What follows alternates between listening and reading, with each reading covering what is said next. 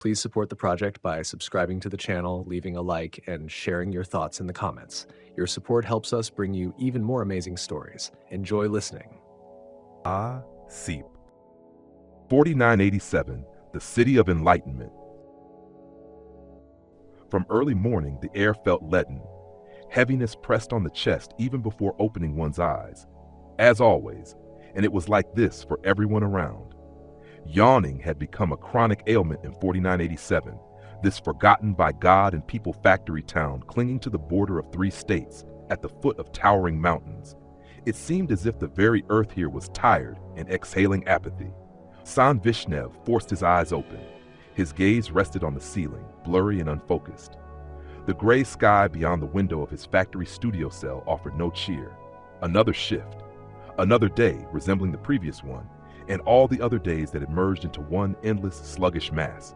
He got up slowly, as if overcoming viscous resistance. His body wouldn't obey. His thoughts were muddled. Even the thought of hot coffee didn't spark enthusiasm. Right, must force himself. Work wouldn't wait. Nickel wouldn't mine itself, although, why mine it at all? This nickel, who needed it? And why was this pointless activity seething precisely here in this hole, far from anything living? Sand walked to the window. Below stretched a landscape, familiar to the point of nausea. Gray factory buildings, chimneys belching into the sky, rusty cisterns, mountains of tailings resembling gigantic scars on the body of the earth. And amidst all this, squat, identical boxes of living modules where workers and their families dwelled. Sparse saplings, planted for the sake of greenery, withered under a layer of dust. And people trudging through the streets like shadows, shoulders slumped, eyes on the ground, faces dull. Where were they going? Why? What awaited them? Work, food, sleep, and work again. A vicious circle of meaninglessness. Suddenly, through the haze of apathy, a strange thought flickered in Sand's consciousness. What if? What if all this wasn't just like that? What if this universal sluggishness, this lack of energy, this feeling of hopelessness wasn't accidental, not a side effect of hard work and poor ecology? What if there was some reason, some hidden reason? The thought was absurd, delusional, but it stuck, wouldn't go away. Sand waved it away like a pesky fly. Nonsense, just fatigue, just need to get some sleep. Although, when was the last time he felt rested? And did anyone here ever get enough sleep? To distract himself, he turned on his old iPhone. News. Social media stream of pointless information, entertainment, mind-numbing videos. Passive consumption. That's what people here lived on in their free time, if you could call it that. No one created, invented, strived for something greater. They just drifted with the current, letting life slip through their fingers. And then he stumbled upon an article about spiritual practices, about meditation, about a healthy lifestyle. He smirked. Spirituality? In 4987? Here, spirituality was a bottle of vodka after a shift to somehow forget and disconnect from reality. But something in that article caught his attention. Some words about inner energy, about pure consciousness, about connection to something higher. It sounded like a fairy tale, like the ravings of a madman. But what if? What if there was even a grain of truth in it? What if there was a way to break free from this swamp of apathy? Out of curiosity rather than hope, he decided to try. Meditation? Fine. Where to start? The internet suggested. Sit straight, close your eyes, focus on your breathing. Simple, too simple to be true. Sand sat down on a hard chair, closed his eyes, breathing, inhale, exhale. Thoughts raced like mad monkeys. Work, factory, fatigue, meaninglessness. He tried to let them go, to focus only on his breath. Inhale, exhale. It became a little calmer, even, almost pleasant. And then completely unexpectedly, a song surfaced in his head. A melody he had heard somewhere long ago, but almost forgotten. Light, bright, somehow sublime. The words were simple, but they penetrated right into the heart, about feelings, about love, about hope. Unconsciously, he reached for his iPhone. "Hey Siri, feelings," he whispered, and immediately remembered that long ago, while fiddling with the settings, he had created a shortcut for that phrase. Why? He couldn't remember anymore. Just because. Siri surprisingly responded, and that very song poured from the speaker. Light, bright, soul-penetrating. And along with the music, something changed. The world around seemed to become brighter, more contrasting. Details that had previously escaped attention suddenly became apparent, and something else, something previously invisible. On the ceiling, right above his head, something translucent, jelly-like, was swaying. In shape, it resembled a jellyfish, but colorless, lifeless, just a formless, trembling something. And there were many such jellyfish, on the walls, in the corners, even on the window pane.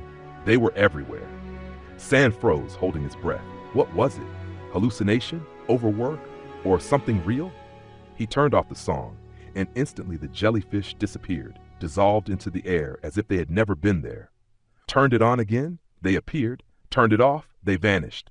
His heart was pounding wildly. He couldn't believe his eyes, but it was real. He saw them. These creatures, invisible to the ordinary eye, but manifesting under the influence of a song, a spiritual state. He turned the song on and off again and again, checking. Yes, it wasn't a glitch. It was real. The song made them visible. And it seemed not only visible. Something in their behavior changed when the music started playing. They seemed to shrink, recede, express some displeasure, as if they disliked the song, even felt disgust. Sand stood up as if in a dream and slowly walked to the window. He turned on the song quietly so as not to attract attention and looked out at the street, and he saw they were practically everywhere, on the trees, on the poles, on the roofs of houses, jelly-like, translucent, swaying in the wind like several jellyfish lost on the shore. There were several hundred of them, scattered here and there. They were present throughout the city, enveloping the earth with their invisible veil. And suddenly he understood. That's it! That's what was imperceptibly draining energy from people, like a spider entangling its prey. That's what made them sluggish, apathetic, and weak-willed, connecting with long, invisible tentacles and slowly depleting their life force. That's who controlled their lives, their thoughts, their actions, like a puppeteer pulling invisible strings, tentacles. Glarvas, that's what he called them in his mind. Glarvas, these invisible beings that he had just discovered, and which apparently were somehow connected with the universal apathy and loss of energy. Shock, horror, disbelief, everything mixed in his consciousness. It was some kind of nightmare, delirium, a waking dream. But he had seen them with his own eyes, and the song helped him see them, and it seemed protected him from them.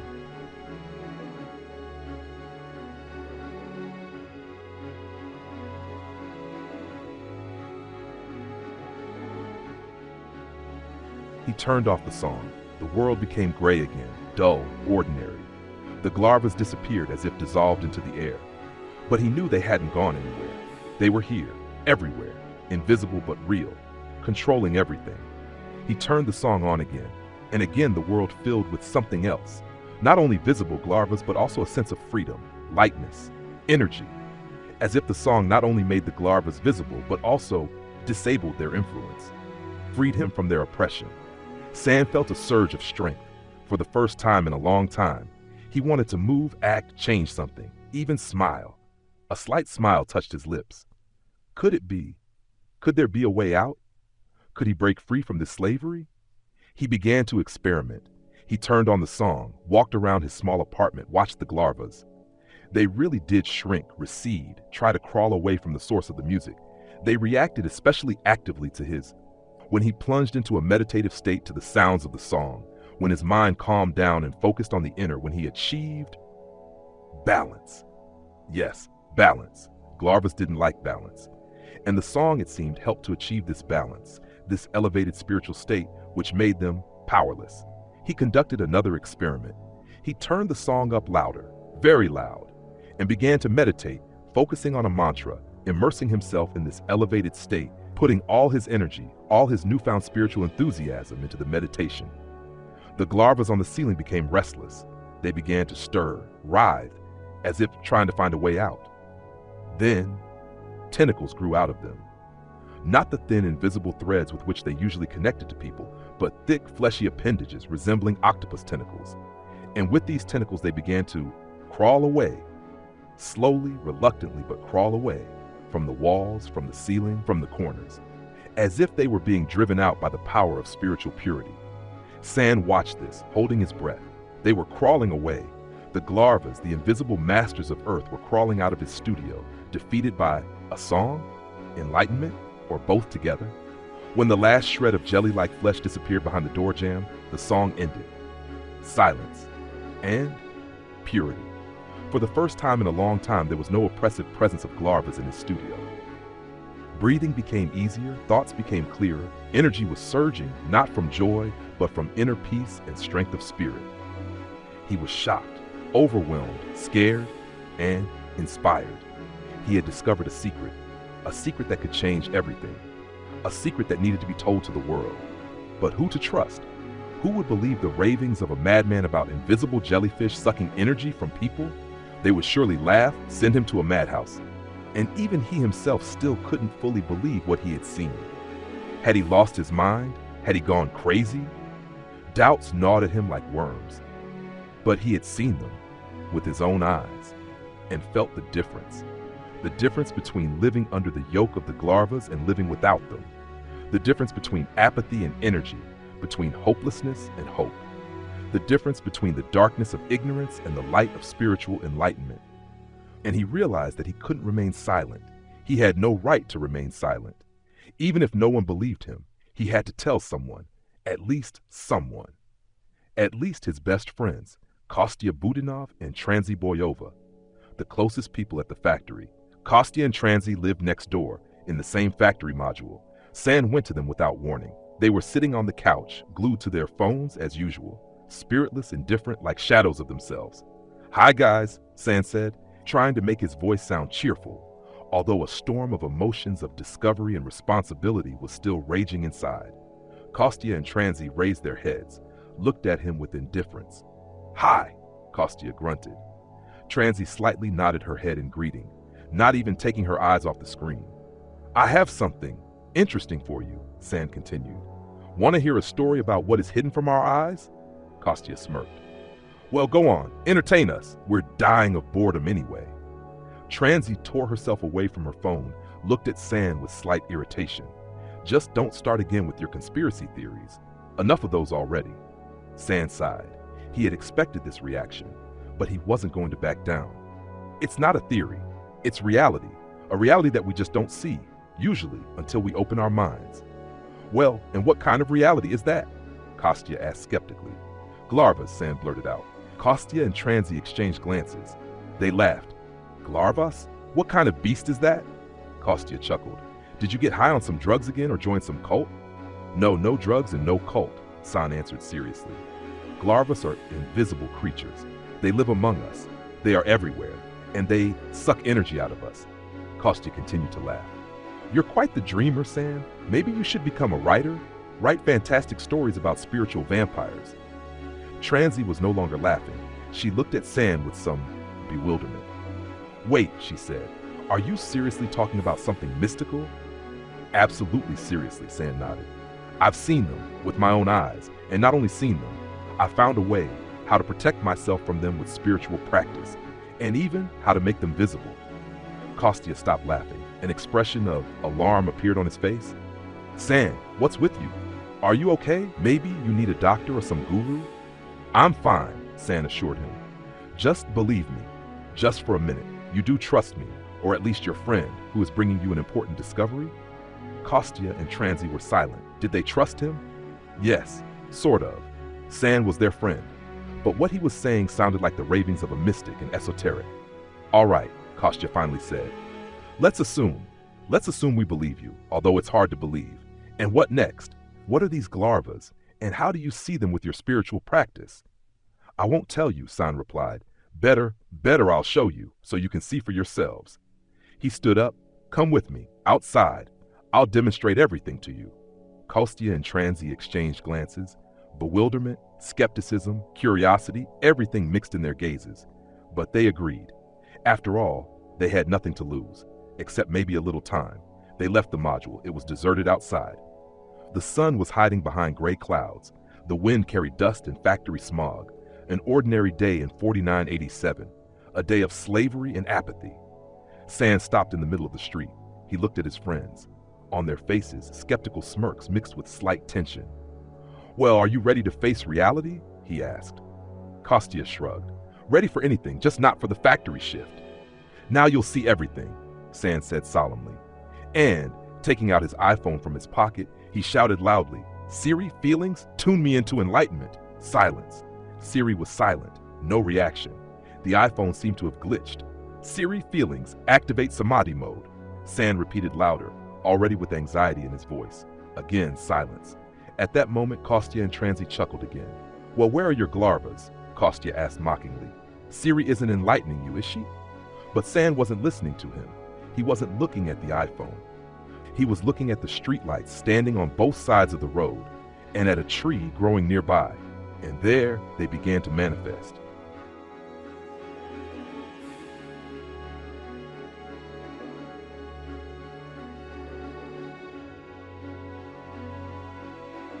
As if from the air, from nowhere, semi-transparent, jelly-like silhouettes began to form. Jellyfish. 3 of them, on the poles and on the tree. First shapeless spots, then increasingly clear outlines. And now, tentacles began to grow out of them, thin, wriggling, reaching out to people, to their life energy. "Siri feelings protect me with Samadhi," San shouted for the 3rd time, desperately. But Siri only replied stupidly, "Okay, I found this on the internet for feelings." And as if from the air, from nowhere, semi-transparent, jelly-like silhouettes began to form. Jellyfish. 3 of them, on the poles and on the tree. First shapeless spots, then increasingly clear outlines. And now, tentacles began to grow out of them, thin, wriggling, reaching out to people, to their life energy. "Siri feelings protect me with Samadhi," San shouted for the 3rd time, desperately. But Siri only replied stupidly, "Okay, I found this on the internet for feelings." And at that moment, the jellyfish turned into some insect-like monsters. As if by magic wand, their forms began to distort, lengthen, fold into chitinous shells, filled with malice and hunger. Each creature took on features of different types of insects, but they were all equally terrible. Toothy jaws like soldier ants, clawed legs like praying mantises, chitinous shells of different shades and shapes, eyes burning with hatred, the eyes of hungry demons imprisoned in the bodies of giant insects. And they jumped down, instantly. The first creature, huge, resembling a praying mantis with long, tenacious legs, grabbed Kostya's head from above like a vice and forcefully slammed him against the asphalt. Bone crunching, a dull thud, Kostya slumped, fell without making a sound. The second creature, with jaws like a giant stag beetle, in one jump was next to Kostya and cracked his skull with chitinous mandibles like a nut. The third, jelly-like and pulsating, like living slime or an overgrown larva, greedily sank its tentacles into his exposed brain and began to devour it, smacking and slurping, sating itself with the life energy of the victim, like a huge carnivorous caterpillar sucking juice from a fruit. At that moment, the creatures became visible to everyone. No longer translucent shadows, but dense, material monsters. Their terrible appearance, the smell of rot and death, the crunch of a skull being torn apart, the slurping of a brain being devoured, all this crashed down on San and Transi like a thunderclap, a blow of fate, a blow of awakening from illusions. They froze, paralyzed by horror in the face of the incomprehensible. Before them, at their feet, 3 creatures were devouring their friend Kostya, as if retribution for disbelief, as if punishment for doubt. Blood flooded the asphalt, brains spread out in a gray mass. The smell of death, the smell of fear, and the smell of opening up to an unknown, terrifying world. Transi was the first to come to her senses. Letting out a wild scream, she recoiled back, stumbled, fell to the ground, unable to withstand the collision with reality. San also came to himself. Horror pierced him through and through, but the instinct of self-preservation took over. The instinct to survive, the instinct to fight, the instinct to know the truth, however terrible it may be. He grabbed Transi's hand, pulled her to her feet, and dragged her along. Run! Run without looking back, away from this nightmare. But the nightmare was already inside. The nightmare would not let go. They ran, not caring about the road, stumbling and falling, drenched in sweat and tears. Tears of fear, tears of loss, tears of awakening. Behind them, in their ears, the crunch of a skull and the slurping of devouring creatures still sounded for a long time, the accompaniment to their flight into the unknown. And before their eyes stood the picture of Kostya's death, the terrible faces of monsters covered in blood and brains, the seal of eternal horror in their memory. They ran into San's studio, slammed the door shut, locked it with all the bolts, as if it could save them from the invisible enemy, from the horror inside, from the realization of reality. They fell to the floor, breathing heavily in complete mental and physical exhaustion. Silence, only ragged breathing, the beating of hearts like hammers and ringing in the ears, echoes of the nightmare they had experienced. Transi burst into tears, bitterly, inconsolably. Kostya, her Kostya, dead, torn to pieces, devoured by monsters, monsters from another world, monsters from their newly discovered reality. Because of San, because of his stupid spiritual practice, because of his ridiculous glarvas. If he hadn't told them anything, if they had remained in their slave-like but cloudless and familiar existence, Kostya would be alive. San sat like stone, guilt, shame, horror, everything intertwined in his soul, in a soul that had just learned the truth. He had lost a friend, through his own fault, or was it Siri's fault? Technically, yes, Siri hadn't worked, hadn't turned on the song, hadn't protected them, or was their spiritual preparation insufficient? But would you present this to Tim Cook? Would you say to him, "Tim, give me back my friend. It's all because of your buggy Siri or my lack of faith"? Pointless. Stupid. Kostya was dead, and nothing would bring him back.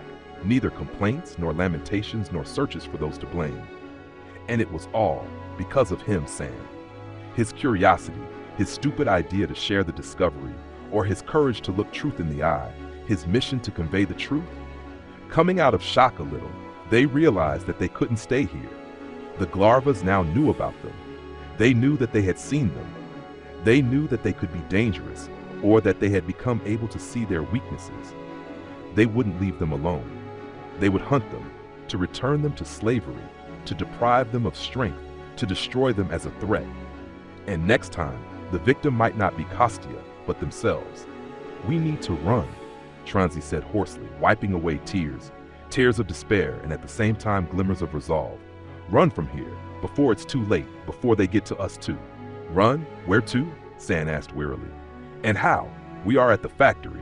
It's a prison. There's no getting out of here without a miracle." "We can get out," Transi said confidently. A steely note appeared in her voice. "We just need to think, find a way, or create one." And they began to think, together, for the first time in a long time, not about work, not about food, not about sleep, but about salvation, about freedom, about life, about spiritual life, about life outside of slavery, about life in the light of truth. The plan didn't mature immediately.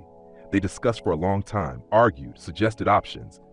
They remembered everything they knew about the factory, its territory, its security, its exits and entrances, mobilizing all the resources of their minds and memories. And San remembered the song, that very song that had made the Glarvas visible, and which it seemed protected them from them. What if the song helps us not only to see them, but also to avoid them, if it tunes us to the right spiritual wave, he asked. What if, while we listen to the song, they can't reach us, if we enter a state of samadhi? Transi pondered. A spark of hope appeared in her eyes. Maybe it's worth a try if it's our only chance. And they began to try. San turned on the song. They tuned in and went out of the studio, together, with the song in their ears, like a mantra, like a spiritual shield, like a key to another dimension. And it worked. They walked through the factory, among the workshops and buildings, among the sleeping slaves of the Glarvas, and nothing. The Glarvas didn't attack. They were everywhere, on the walls, on the ceilings, on the equipment. But the Glarvas seemed not to notice them, as if they had become ghosts, invisible to the darkness, as if the song made them invisible to the Glarvas, or rather, inaccessible to their influence, thanks to the power of their spiritual state.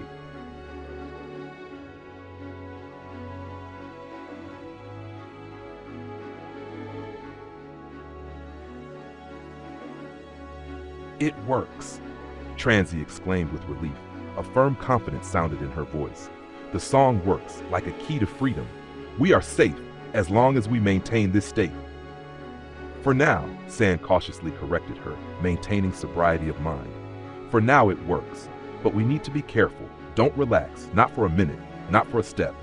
They walked on, holding hands, shoulder to shoulder, like two last spiritual warriors on Earth, surviving after the apocalypse of ignorance. It works, the song, Transi exclaimed with relief. A firm confidence sounded in her voice.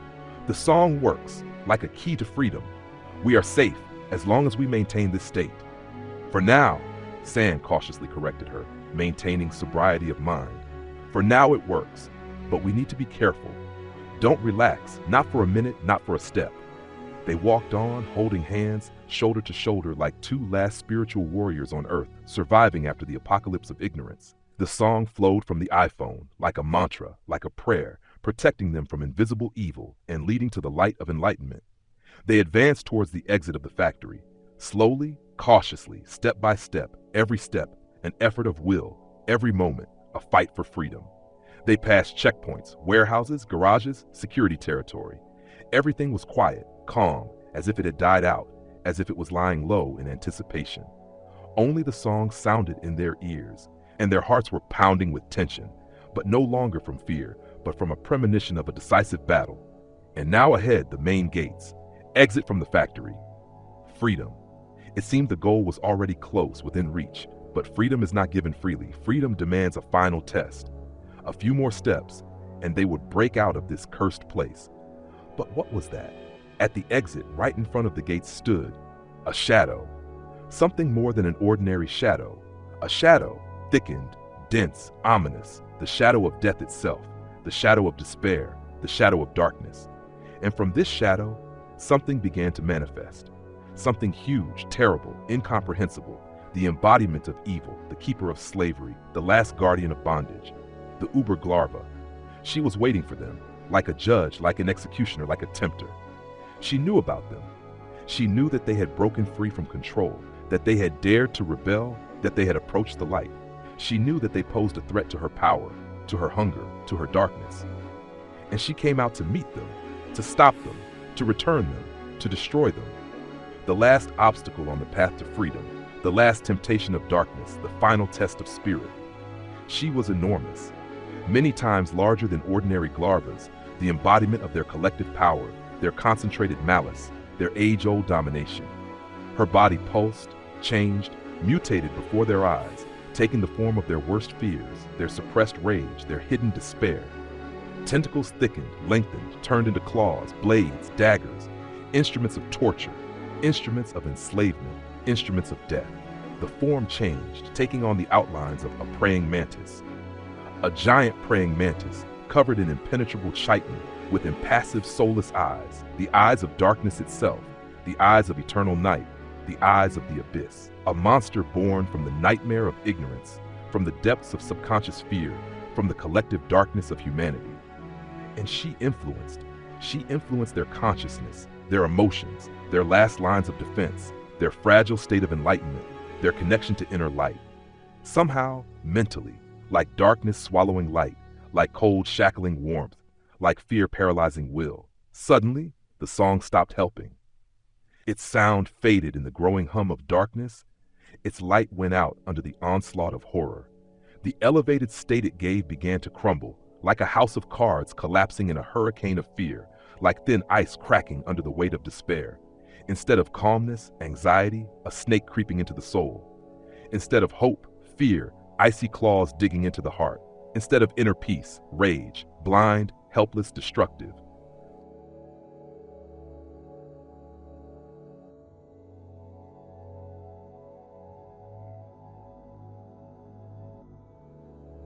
Negative thoughts, angry words, mutual accusations, everything gushed out as if a dam had burst, like poison accumulated over the years, like darkness bursting out of the depths of the subconscious, like demons released from the cage of reason.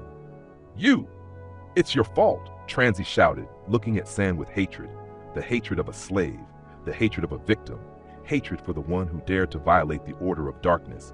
"You killed Kostya. He died because of you. Why did you tell us all this? Why did you bring sorrow into our lives? Why did you tear us from blissful ignorance?" "Forgive me, Transy," San shouted back, desperately. His voice trembled from internal struggle, from the encroaching darkness, from the weight of guilt and responsibility. "I myself am burning with shame and pain. Kostya was my best friend. I didn't want to. I didn't know it would turn out like this. I only wanted light. I only wanted freedom. I only wanted truth." "Didn't know?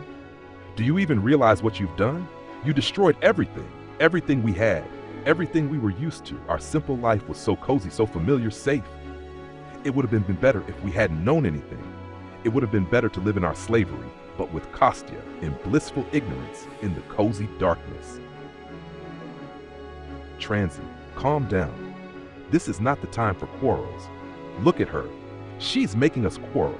It's the darkness trying to divide us. It's malice trying to break us. She wants to destroy us if we give in to despair, if we allow darkness to swallow us. But Transy wasn't listening to him. Her mind was seized by panic. Her heart was bound by fear. Her soul was poisoned by despair. Panic, anger, despair swept over her mind, waves of darkness, a storm of negativity, a hurricane of hopelessness. The song wasn't helping. The melody drowned in the hum of horror. The light faded in the approaching night. The elevated state collapsed, shattering against the cliffs of fear, crumbling to dust under the onslaught of darkness. Only fear remained, and hatred for San, the last pillar of despair, the last argument of darkness. The Uberglarva was approaching, step by step, relentlessly, inexorably. The monster materialized, taking on an increasingly clear, terrible form, the embodiment of darkness, the symbol of slavery, the harbinger of death. 3 meters tall, covered in chitin with claw blades, burning eyes, a demon from the underworld, a messenger of darkness, an executioner of sentence. Death, inevitable, close, inescapable, unless they found the strength within themselves to resist, unless they regained their light, unless they broke free from the darkness. We need to reach balance, San cried, realizing that there was no other way out. The last chance for salvation, the last hope for light, the last appeal to the spirit. We need to return to the state of elevation. We need to remember the light within. We need to awaken inner strength. We need to attain samadhi. Otherwise, we're done for. Otherwise, darkness will swallow us. Otherwise, slavery will become eternal. Otherwise, death will be final. He sat down on the ground in the lotus position. He closed his eyes. He focused on his breathing, on the last thread connecting him to reality, on the anchor holding him back from the abyss of despair. And he began to sing, the sound of a mantra, the sound of calmness, the sound of hope, the sound of awakening, the sound of liberation, the sound of the victory of light over darkness. An attempt to return to consciousness, to a state of protection, an attempt to attain samadhi, an attempt to merge with the universe, an attempt to become invulnerable to darkness. Transy looked at him with despair. The last hope for salvation, the last attempt to escape the clutches of death, the last faith in a miracle. She tried to calm down, tried to follow his example, but darkness held her in a death grip. Fear paralyzed her will. Despair overshadowed her mind. Panic was stronger.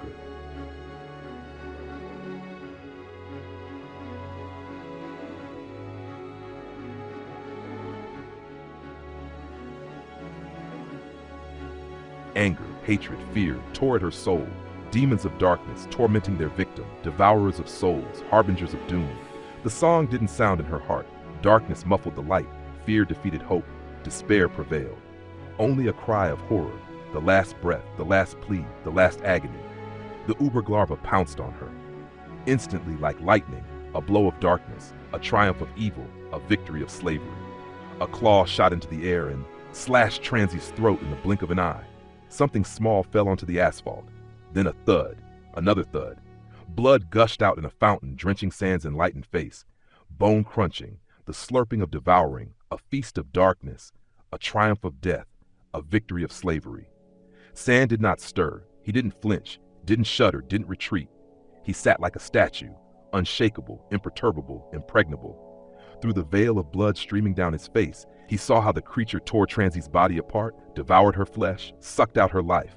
A scene of horror, a testament to darkness, a price for enlightenment. But nothing could shake his balance. Neither the death of a friend, nor the horror of the tragedy, nor the onslaught of darkness.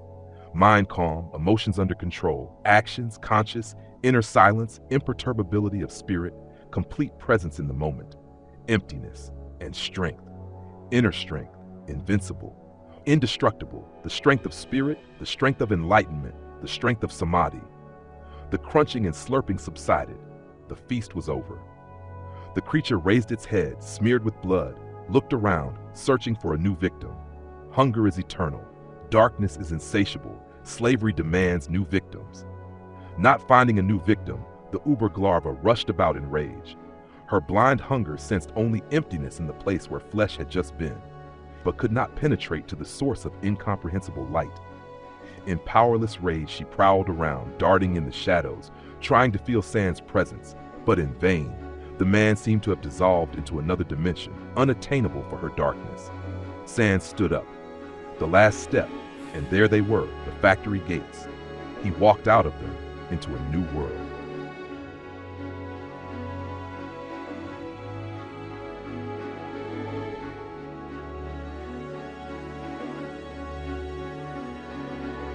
Please subscribe and hit the notification bell so you never miss our next adventure. Until next time, keep your imagination unbound.